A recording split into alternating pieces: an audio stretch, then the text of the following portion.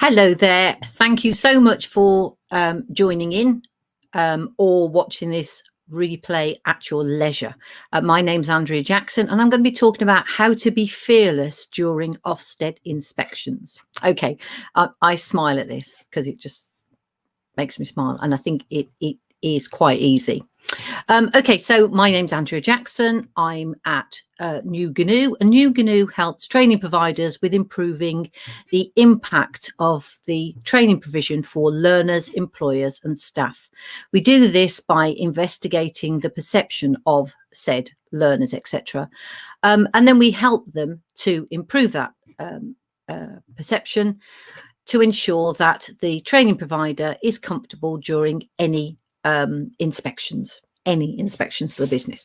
Okay, so that's that. I'm going to be using quite a lot of notes simply because I want to make sure that the information I give you is correct, because I've got it from various resources. Okay, then, so let's start. How to be fearless during an Ofsted inspection. Now, the information I've got here, some of it was taken from a webinar that I went to virtually, obviously. I think it was last week, and it was run by the Association of Employment and Learning Providers, and it was given by a Richard Pemble, who is a HMI and also a Kate Hill, and they were giving us ideas about what was going on with the interims and then going on to the next lot of the EIF inspections that are coming up, and they're still down for January. So I thought it's really good actually that if we could sort of look at that, because if they do come in, we've got to be ready. Yeah, so that's where we're at.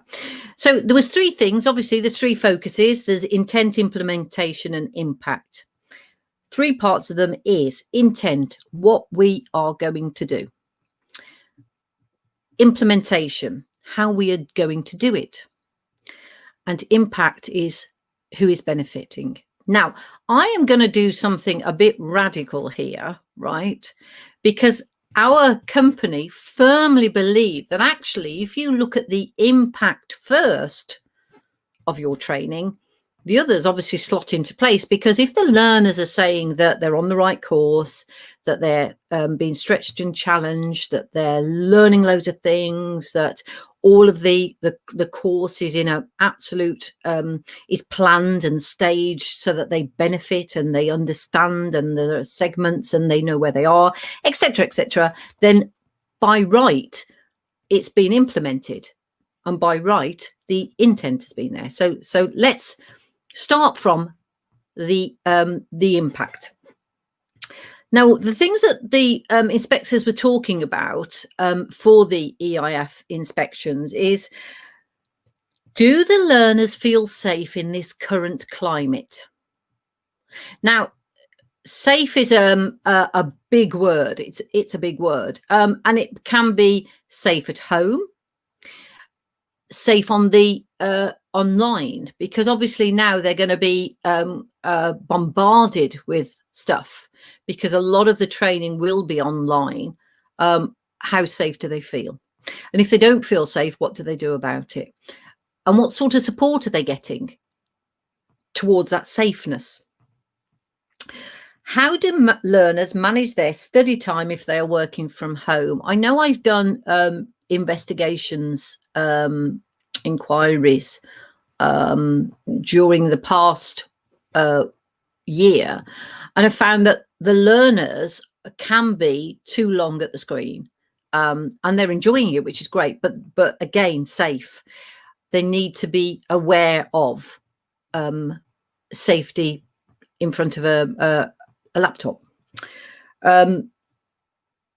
Also, when they're at home, I mean, the last time was the first lock-in, that children were at home as well, and that caused enormous problems. What have the learners learned, which is always a good one? I love asking this question. And how can they apply that learning? And that's the biggie, isn't it? Because the fact is they can happily tell you, because from my point of view, when I'm talking to the learners want to big up what they've done, but they don't know whether it's good or bad. And sometimes they'll say, oh yeah, you know, I've learned this, but they can't apply it because actually that's not their job, or they can't apply it because they haven't been given a chance to. What sort of support do they get from the provider? So where is the provider in all this? What's the relationship between the learner and the provider? The other thing I would say is what sort of support, what sort of team, where are the links between the learner, the employer, and the training provider? So from that, and again, that's about learning and being able to apply the learning. So that's the impact. And we'll go on to the implementation now. So we'll go upwards. Okay, so because don't forget the EIF inspections are going to take place just after we've had the lockdown. We have no idea whether we're going to be in another one. We really don't. But that's the current. But they will be asking, obviously, what's been happening. And don't forget, these are all judged. What is the impact of remote, online, and blended learning? Bearing in mind that at the moment there's an argument about what actually is remote learning. So let's have a look at what's the impact of that. They found with the interim visits that some people benefit from working online, and other people don't. Some of the courses lend themselves quite happily to online courses, and again, other courses don't. Again, what additional safeguarding measures have been added? So we're talking about the experience that the learner has now while they're online, and we could be talking about cyberbullying. We could be talking about groups that are coming up, conspiracy theorists, and all of those sorts of things. Now, this is a good one. Have the staff been trained to teach virtually? I know, I'm absolutely aware that when we had the first lockdown, it was overnight, wasn't it? And we were all left with, oh my God, what's going on? And a lot of us moved to online. But there are some training providers that don't have the platforms. There was no platform for doing that. How do we do that? And also, learning and teaching online is a different set of skills to teaching in a classroom or face-to-face, because for a lot of cases, it's teaching rather than assessing. So have the staff been taught? What sort of training have they had? How confident do they feel about teaching online? Certainly, as of this week, we've had people staffing colleges that have had to be teaching online simply because they haven't been able to go into college because of coronavirus. So they've been teaching online, and that's a different skill, and it is harder to do that, or more different, not harder, different. And then we talk about what is the confidence and the training for the staff. So, and I think for this, it's like the communication that goes through the training provider, particularly if it's a big training provider. What sort of communication's going through? How confident do the staff feel about what's going on? And how do the staff assess learning? Because obviously in this environment, it's completely different. If a member of staff, a trainer can't get to the workplace, is there another way of doing it? How else can it be done?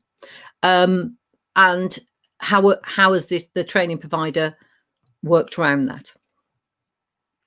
So that's the impact and the implementation. So now the intent. Curriculum, the qualifications, the sequencing of qualifications, and how that will be delivered. Now, what changes have been made now, right? Because obviously, with regards to functional skills or any test that has to be taken, that will put a spanner in the works at this moment in time, because it will. So what changes have been made to adapt? And what is missing from the qualification? Because the thing is, there may be something that actually there's nothing you can do about it at this moment in time. again, what has been delayed, such as functional skills, practical assessments. Are there other ways round? And I think we've talked about this. I've certainly talked about it before. The inspectors were talking about using the employers as an invigilator for the functional skills test. I also saw online that there was a company that's offering online remote teaching and assessment for functional skills. And this is, will this affect learning? Is the things that are happening at this moment in time affecting learning? And this is an interesting one. The question is, what will happen if things don't improve? Because it may be that this is the long haul, you know, that actually this is going to be happening for an awfully long time.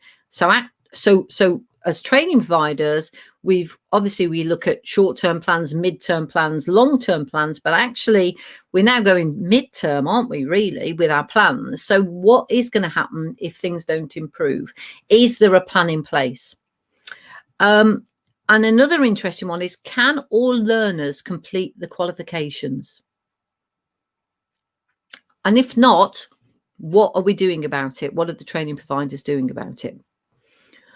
Again, I'm going to be a bit radical here. I have been involved in training since the 1990s, and there's been SARS, there's been QIPs rolling around.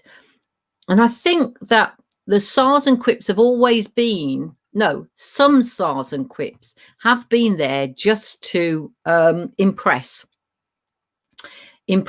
the inspectors, presumably, impress the senior staff. But when staff look at it, a lot of times they don't actually understand what's being spoken about. Maybe we need to strip stuff, keep it simple, sweetheart, which is nicer than the other one, and get the SARS and QIPs that we're actually working with, that we're actually using as a document that everybody can understand. Sounds a good idea to me. Because I think that if you have a real understanding of where you are, how are you doing it, and again, what you're going to do, who's benefiting, what's happening, and the fact that the learner and the employer and the staff can absolutely show you that their perception is really high, that they really understand what's going on, I think you've got nothing to worry about. You can be fearless during an inspection. Hey ho. I'm going to bottle that. Bottles will be sold at the high street. Obviously, I'm joking. Okay, so that's basically what I wanted to say today. One thing I did want to say is that, as you know, we do inquiries for training providers, and the offer that we've got at the moment is for the first 4 training providers to come to us for support will get a cost price inquiry, which I've actually worked it out, which is great. So if you contact me on Andrea@Nu-Gnu.com, ticker tape's going through now, or you can contact us on our website at www.nu-gnu.com.